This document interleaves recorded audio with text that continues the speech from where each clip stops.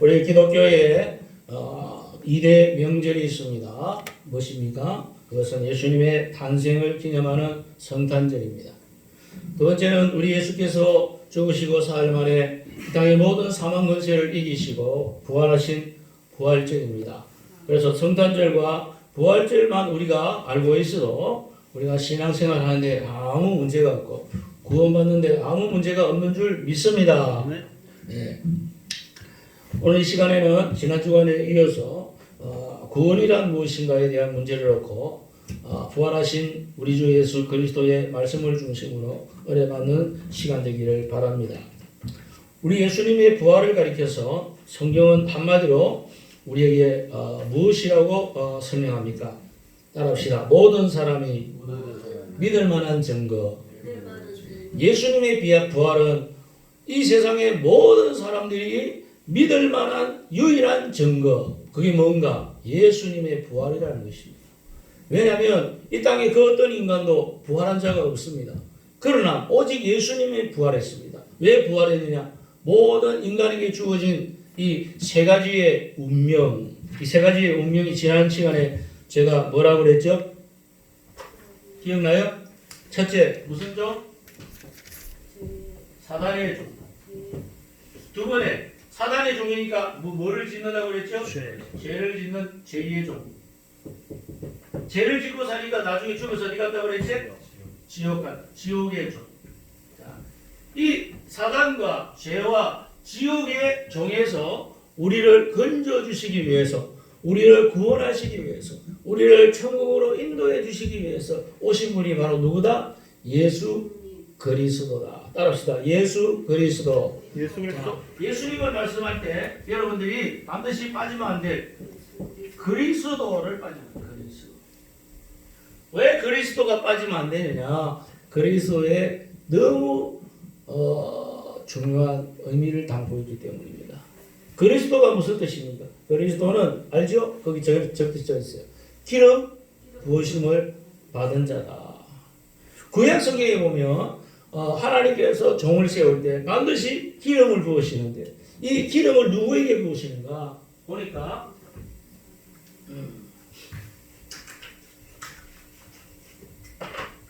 첫째는 선지자를 세울 때 기름을 부으신다. 그죠? 맞죠? 선지자를 부을 때. 이 선지자는 뭐 하는 사람입니까?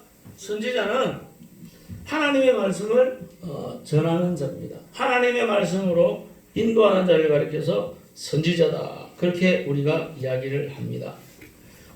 간단하게 내가 일단 넘어가고 계속해서 좀 구체적으로 설명을 해드리도록 하겠습니다. 그 다음에 두 번째는 제사장이다. 제사장을 세울 때 기름을 부어. 그 다음에 마지막에 왕을 세울 때 기름을 부어. 그러니까 예수님이 이 땅에 오셔서 예수 그리스도의 역할을 감당하시는 분인데 그분은 바로 참 선지자가 되시는 분, 참 제사장이 되시는 분, 참 왕이 되시는 분으로 이 땅에 오셨다는 거예요. 그래서 여기에 대한 그 역할을 성경은 우리에게 뭐라고 설명하고 있느냐면 아까 우리가 읽었던 요한복음 14장 6절에 뭐라고 그랬어요? 나는 곧 길이요 진리요 생명이다. 누구를 말미암지 않고는 나를 말미암지 않고서는 아버지께로 갈 자가 아무도 없다. 이 말은 무슨 말이에요? 오직 예수님을 통해서만이 예수님을 만나고 하나님을 만나고 하나님께 구원받고 하나님의 자녀되고 천국 갈 수 있는 길을 하나님께서 열어주셨다 하는 것을. 그래서 예수님은 그리스도이시고 선지자가 되신다. 그 다음에 참 제사장이다. 이 제사장은 뭐 하는 사람이에요?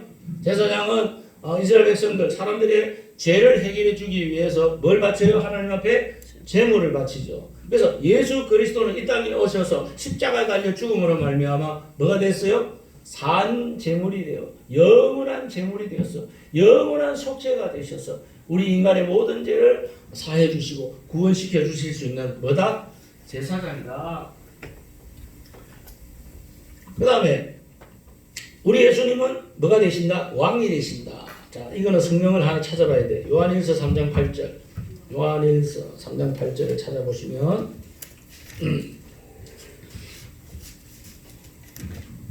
요한일서 3장 8절 같이 읽겠습니다. 3장 8절 다 찾았으면 시작. 죄를 짓는 자는 마귀에게 속하나니 마귀는 처음부터 범죄합니다. 하나님의 아들이 나타나신 것은 뭐를 한다?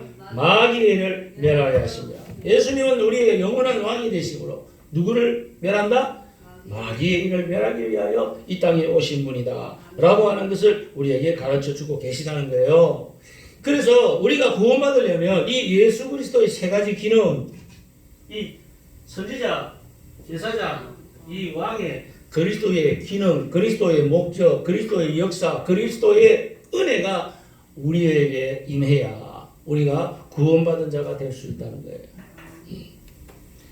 그런데 오늘날 이 땅에 많은 사람들이 교회는 다니고 있고 예수 믿는다고 말은 하지만 이 예수님의 그리스도의 참된 뜻에 대해서 제대로 깨닫지 못하고 믿지 못하고 누리지 못하기 때문에 오늘 교회를 가면 두 가지 착각하는 사람이 있다고 그러는 거예요. 두 가지 착각. 그게 뭐냐? 처음에는 구원을 안 받았는데 받은 줄로 착각하는 사람이 있고, 그 다음에 구원은 받았는데 이 구원의 놀라운 축복을 누리지 못하고 있는 사람들이 있더라는 사실이에요.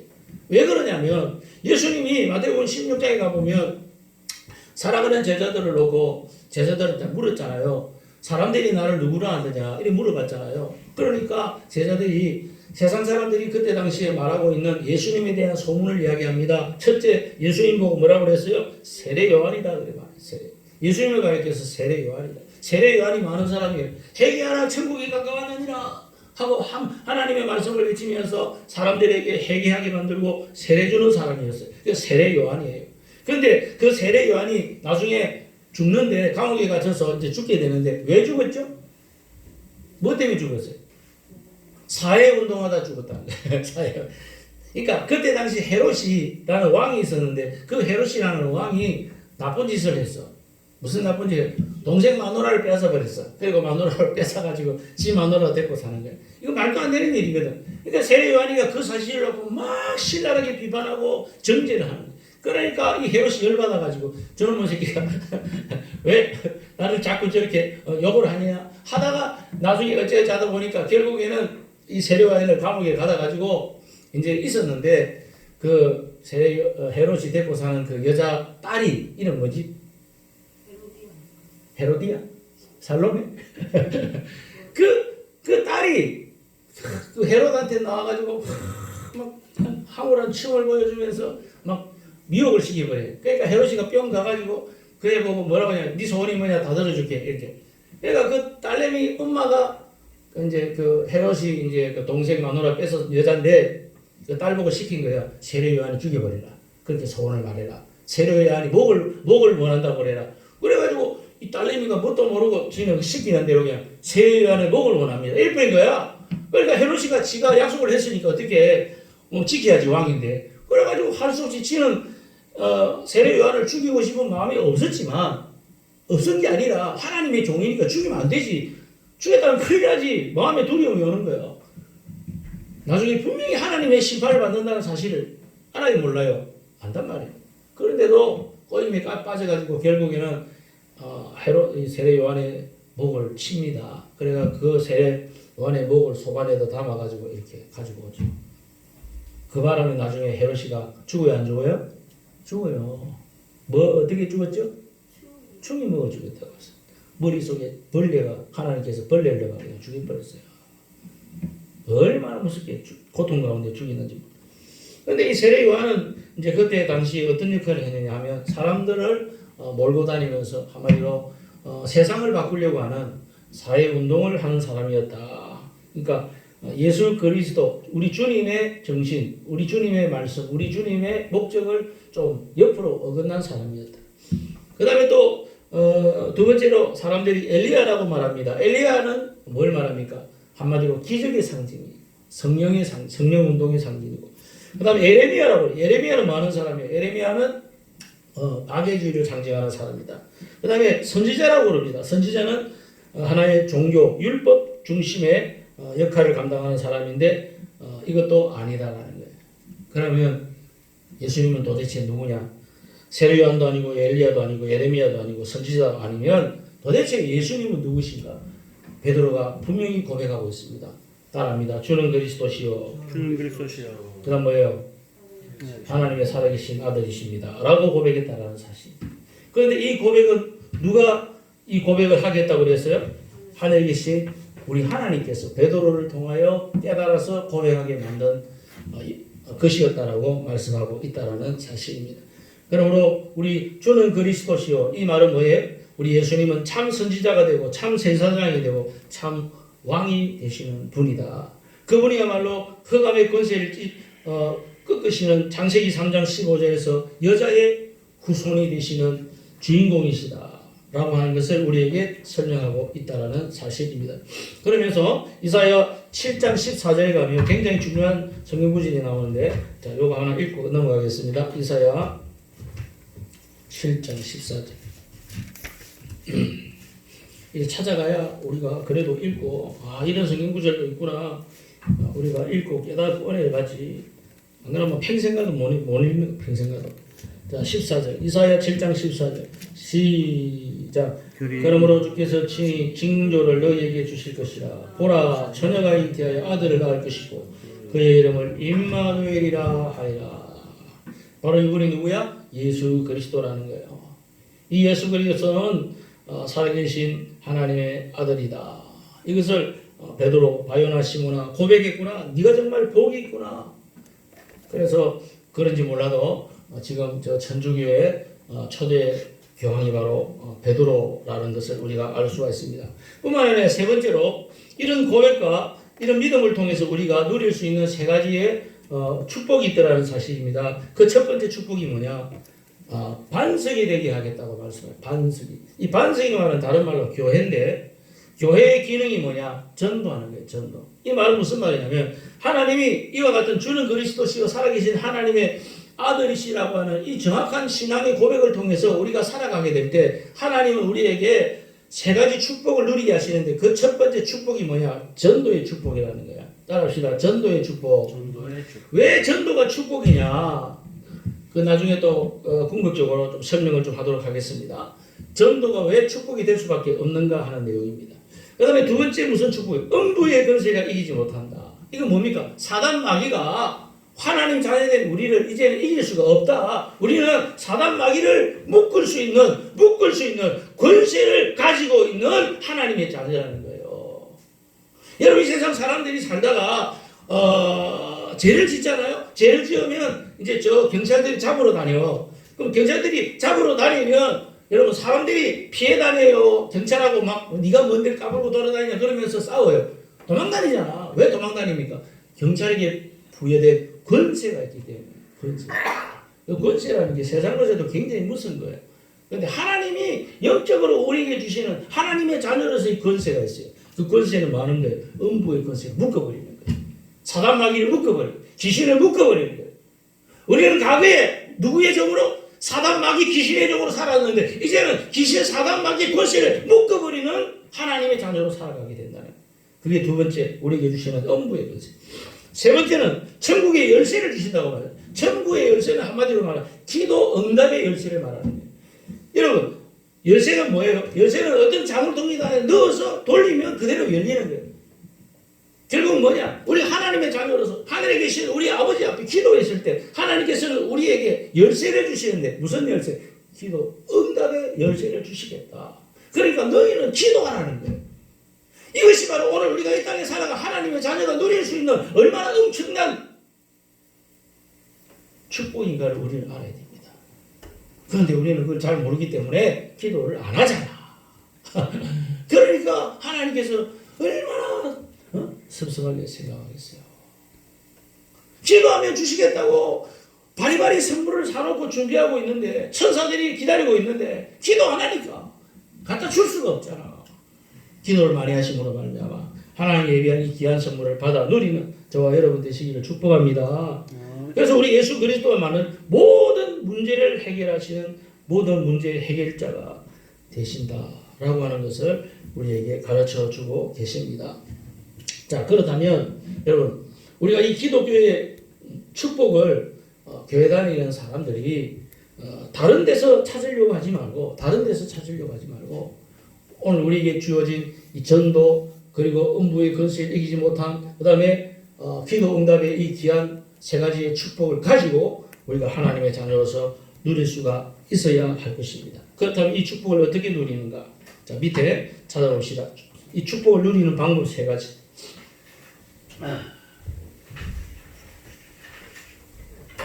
자, 이 구원의 축복을 누리는 방법 세 가지인데 첫 번째는 뭐냐? 믿음이라고 말씀하고 있습니다. 믿음. 따라합시다. 믿음으로 구원받습니다. 자, 이 구원의 축복은 우리가 믿음으로 구원을 받게 됩니다. 자, 이 믿음이 무엇입니까? 그것이 로마서 5장 8절, 또 요한복음 1장 12절, 로마서 10장 13절, 계시록 3장 20절에 우리에게 주어지고 있는 것처럼, 자, 로마서 10장 13절 하나 보겠습니다.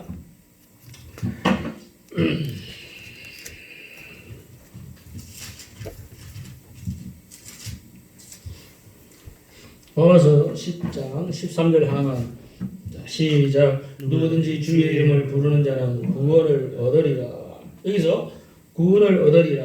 그것은 믿음을 가지고 우리가 불러야 구원을 얻는 것이 그냥 부른다고 되는 게 아니고, 세상에서 장난치듯이 우리가 전도 다니면 장난치는 사람이 참 많아요. 뭐 비아냥거리려고 그러는 건지 아니면 친하려고 그러는 건지 목적은 잘 모르겠지만 장난기 있는 이제 투로 우리가 전도할 때 이렇게 같이 이렇게 받아주고 이렇게 하는 어르신들이 있더라고요. 그런데 그런 거라도 하다 보니까 너무 감사해요.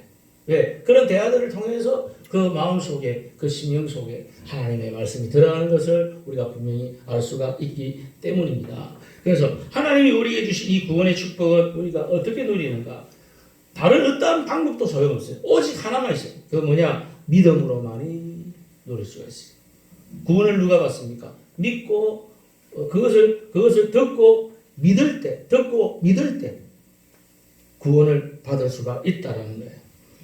그다음 두 번째 누리는 방법이 있는데, 체질이 바뀔 때 구원을 축복을 누리게 됩니다. 체질이 바뀌어요. 우리가 처음에는 우리가 교회 다니고 신앙생활 새신자 신앙생활 할 때는 뭐가 뭔지 잘 몰라요. 모르기 때문에 하여튼 하나님 말씀도 많이 배워야 되고 해야 되는데, 결국 이게 뭐냐면 체질화가 되는 것이 중요해요. 체질. 모든 것은 다 체질화가 되는 것이죠. 세상 것도 마찬가지. 세상 것도 처음에 우리가 대학에 되면 잘 몰라요. 더듬거려요. 힘들어. 어려워. 그런데 이게 나중에 체질화가 되면요, 굉장히 쉬워져. 우리가 군대에 가가지고 훈련을 왜 받을까요? 논산훈련 들어가서 훈련 받죠? 옛날에는 몇 주 받았다 하더라. 엄청나게 훈련 받았어. 요즘은 가면 몇 주밖에 안 받는다 하는데, 전쟁 나가면 다 죽어. 왜 그러냐?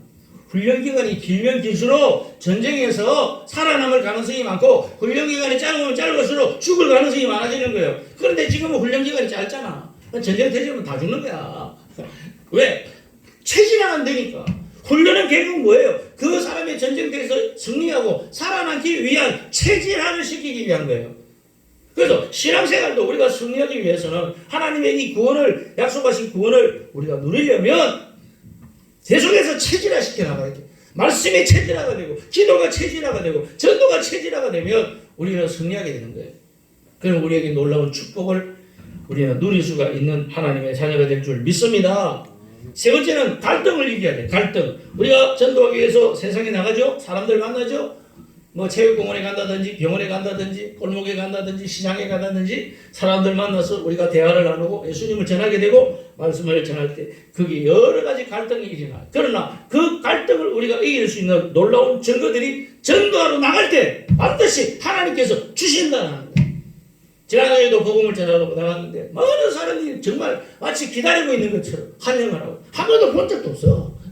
그런데 우리가 기도하고 믿고 예수 이름으로 나가니까, 그들에게 전해주니까, 그들을 사랑으로 대하니까, 그들은 마음의 문을 열고 예수님을 다시 한 번 더 생각하게 되고, 교회라는 것에 대해서 도대체 이 교회 어디예요?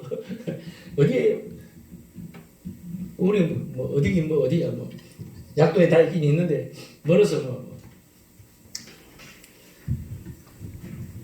갈등을 이기고 반드시 하나님이 주신 증거가 나타난다는 사실입니다.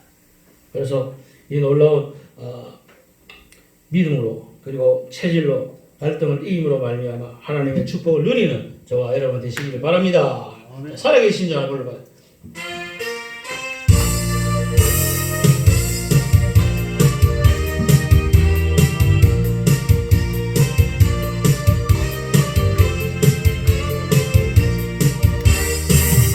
하나님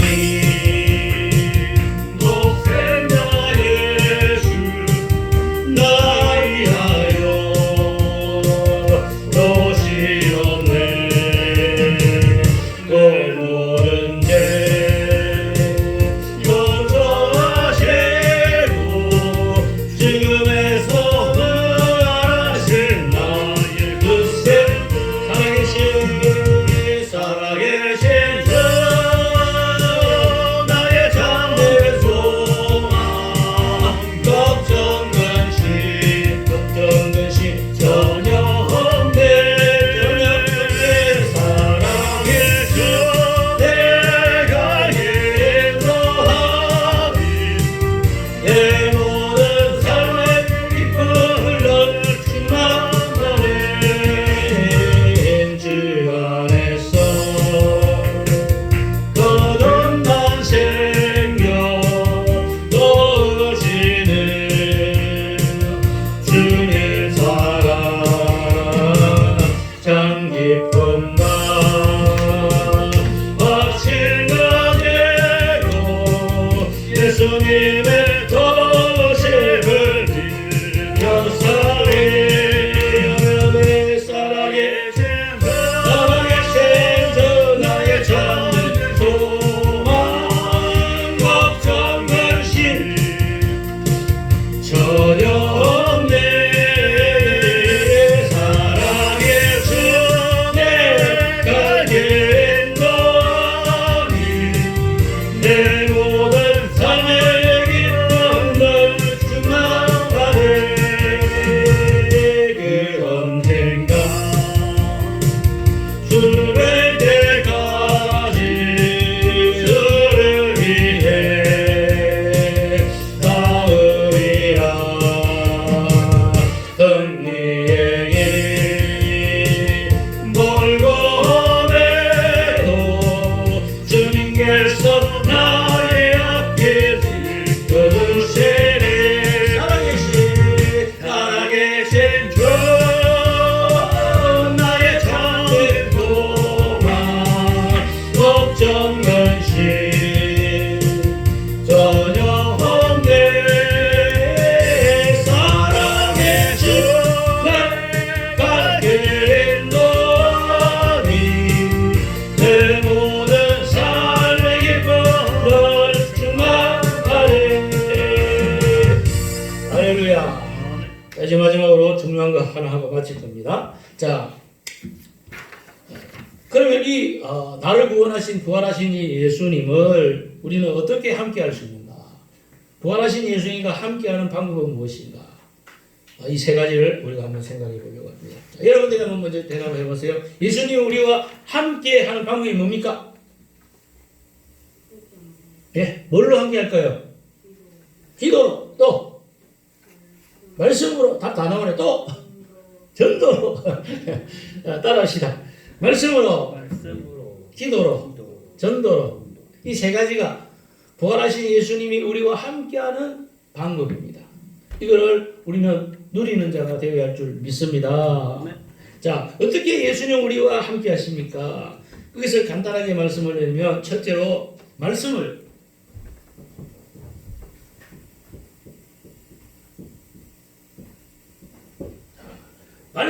성취해 나감으로 예수님은 우리와 함께 하십니다.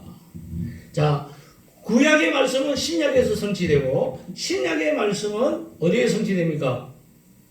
나를 통해 성취됩니다. 기억하세요? 자, 구약의 말씀은 신약으로 성취되고 신약의 말씀은 나를 통해 성취됩니다. 이 말씀은 무슨 말이냐? 살아계신 예수님, 부활하신 예수님, 그 하나님은 약속하신 말씀을 내가 가지고 동행하게 될 때 그 말씀을 통하여 성취하신다는 것입니다. 그러니까 하나님, 살아계신 그 예수님, 하나님을 내가 체험하는 방법이 뭐냐? 그것은 말씀이 나를 통해서 성취될 때 내가 체험할 수 있는 거예요. 이게 하나님의 첫 번째 방법이에요. 이거 우리가 잘 모르면 말씀을 소홀히 하게 되는 거예요. 왜 그러냐? 하나님의 말씀은 히브리서에 보니까 하나님의 말씀은 히브리 4장 20절에 뭐랬어요? 하나님의 말씀은 따라합니다. 하나님의 말씀은 살았고 하나님의 말씀은 살아있기 때문에 그 살아계신 하나님의 말씀을 통해서 나와 함께 동행하셔서 나로 하여금 성취하게 하신다. 그게 바로 살아계신 예수님과 동행하는 첫 번째 방법이에요. 자꾸 어떤 이상한 방법을 찾으려고 사람들은 합니다. 그러나 다른 방법은 있을 수가 없어. 오직 말씀을 통해서 말씀이 성취됨으로써 우리는 하나님과 동행할 수 있는 것을 우리는 알게 되는 거예요. 그래서 매일매일 하나님 말씀을 통해서 우리는 살아야 되는 거예요. 그래서 일어나면 우리는 하나님께 먼저 기도해야 돼. 하나님 오늘 어떤 말씀을 통해서 나를 함께 동행하시고 성취하기를 원하십니까? 말씀을 주시옵소서. 가장 귀한 말씀은 뭐예요? 주일날 선포되는 이 설교를 통해서 여러분들이 붙들고 기도할 때에 하나님께서 나를 통하여 말씀을 통하여 성취해 나가신다는 사실을 함께해 주신다는 사실을 기억하는 저와 여러분 되시기를 바랍니다. 그래서 히브리서 4장 12절에 말씀은 살았고 우리의 모든 영육간에 변화를 주신다고 말씀했습니다. 이사야 40장에도 보면 모든 상황에 따라서 하나님의 말씀은 우리에게 영원한 말씀으로 존재한다고 설명하고 있습니다. 계시록 1장 3절에는 뭐라고 말씀하고 있습니까? 이 말씀을 읽는 자와 듣는 자와 지키는 자가 뭐가 있다? 복이 있다. 그렇게 말씀합니다.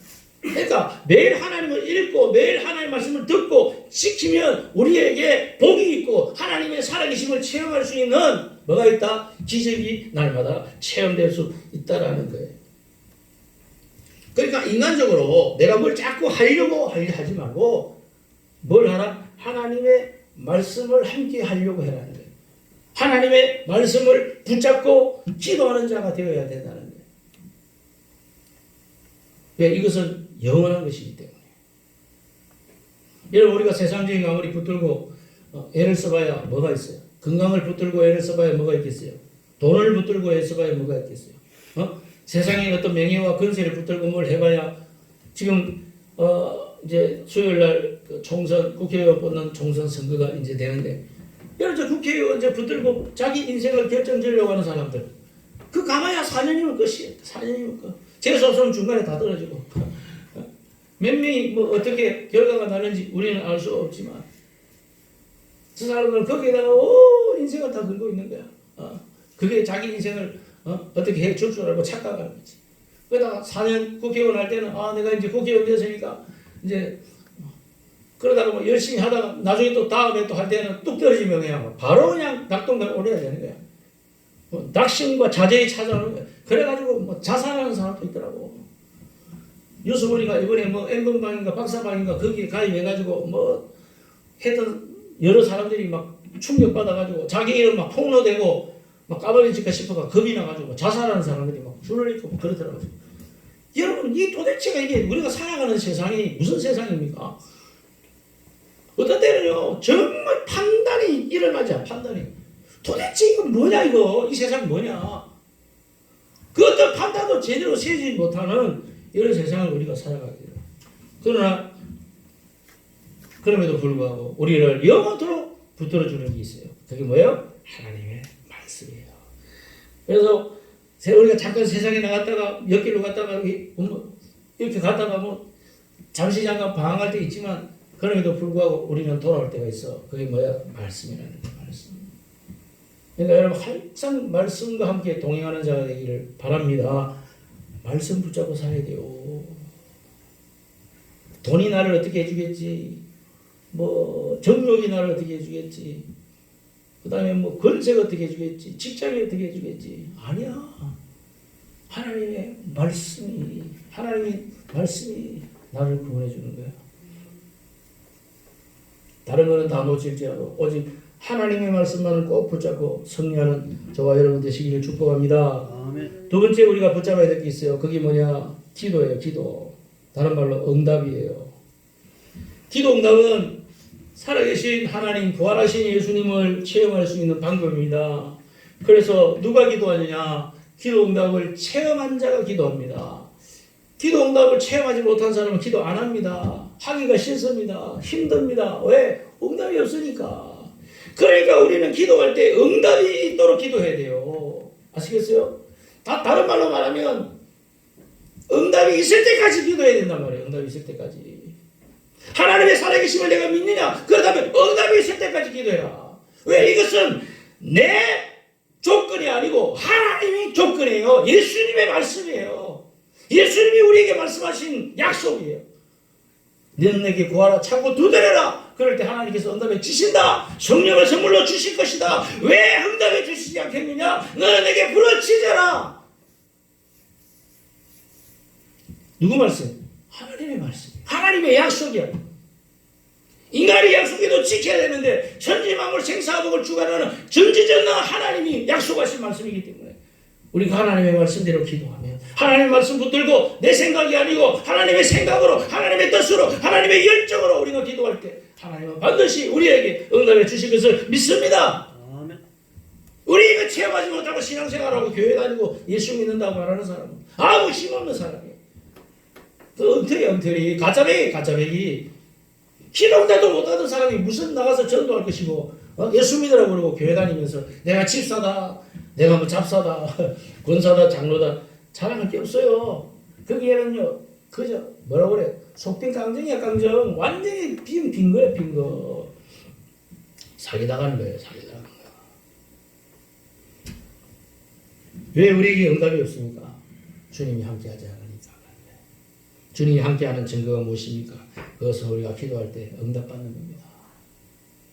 응답받는 우리 성산의 성도들 될 수 있기를 바랍니다.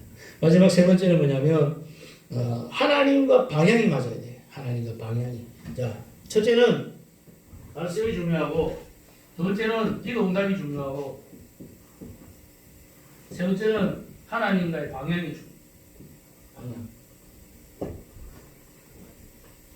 하나님이 가시는 방향이 있어요. 하나님이 가르치는 방향이 있어요. 그럼 우리가 응답을 받으려면, 복을 받으려면 하나님이 가르치는 그 방향으로 가야 돼요. 하나님이 가시는 방향으로 우리는 가야 돼요. 그래 많은 사람들이 하나님이 가르치는 방향에는 정반대 방향으로 가는 사람들이 많아요. 성경에 보면 그런 사람들 많이 나오잖아. 믿음의 조상 아브라함. 믿음의 조상 아브라함이 하나님께서 나타나셔가지고 말씀하시고 약속해 주셨죠. 적과 그리를 가나안 땅으로 가라. 그래가지고 그 약속의 말씀을 믿고 이제 가나안 땅으로 가는데 잠깐 흉년이 찾아왔어요. 흉년이 찾아오니까 어떻게, 아이고 여기 있다가는 막 이거 뭐 굶어 죽겠구나, 힘들어 죽겠구나, 안 되겠구나. 그래가 잠시 역경을 세워버렸어요. 애굽으로 내려가 버렸어요. 가니까 거기서 무슨 일이 벌어져요? 그 아름다운 마누라 이름 뭐지? 사란가? 세란가? 어떻게 됐어요? 뺏겨버렸잖아. 마누라 뺏겨버렸잖아. 여러분 마누라 뺏기면 어떡해? 큰일 나지. 하나님이 아브라함 보고 내가 너로 하늘의 별과 같이 저 땅에 모래알과 같이 수많은 자손으로 내가 번성시켜주고 번식시켜주고 축복해주고 하겠다고 약속했는데 마누라 뺏겨버렸는데 누구를 통해서 번성합니까? 축복받냐고 안 되는 거지.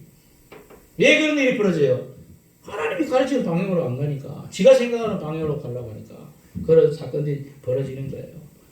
그건 아브라함뿐만 아니라 이삭한테도 그런 일이 벌어졌고 야곱한테도 그런 일이 벌어졌고 수많은 하나님을 쓰시는 종들 가운데 하나님이 가르치는 방향, 하나님의 목적으로 가지 않은 사람들이 실수하게 되는 그런 많은 사건들을 성경을 통해서 우리에게 설명해 주고 있는 것을 설명합니다. 그래서 역사적으로도 기독교회사적으로도 우리가 이것을 보면 항상 알 수 있는 거예요. 하나님이 가르치는 방향이 있어요. 그 방향을 안 가면 영적으로 항상 어둠의 역사가 찾아오는 거예요.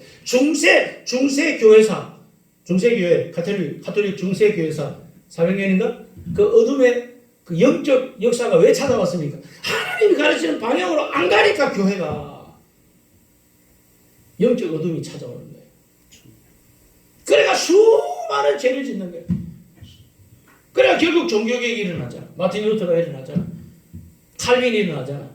그래가지고 종교개혁을 일으켜서 하나님이 가르치는 방향을 향해서 가도록 하나님께서 만드시잖아요. 그런 일들이 한두 번이 아니에요. 그러면 여러분, 우리가 이렇게 뭐 여러 가지 좀 지식적으로나 영적으로나 연약한 부분이 많이 있어서 하나님의 방향이 도대체 뭐냐 우린 잘 모르겠어요. 목사님 정도나 돼야 그거 알지 우리는 어떻게 알겠습니까? 라고 질문할 수가 있어요. 그러나 그 어려운 일이 아니야. 딱 하나만 생각하면 돼. 그거 뭐냐? 전도를 생각하면 돼. 전도가 하나님이 원하는 방향이에요. 왜? 하나님이 이 세상을 향해서 땅끝까지 복음을 전파하라. 예수 그리스도께서 말씀하셨고 또 그 방향을 향해서 예수님을 따랐던 제자들이 그 방향을 향해서 살아가다가 복음 전하다가 순교했어요. 그리고 그 뒤를 이어서 속사도 시대부터 시작해가지고 많은 예수 그리스도의 이름으로 일어나는 수많은 제자들이 이 전도라고 하는 이 방향을 향해서 달려갔어요. 그래가지고 이 온 인류 문명이 다 지금 만들어진 거예요.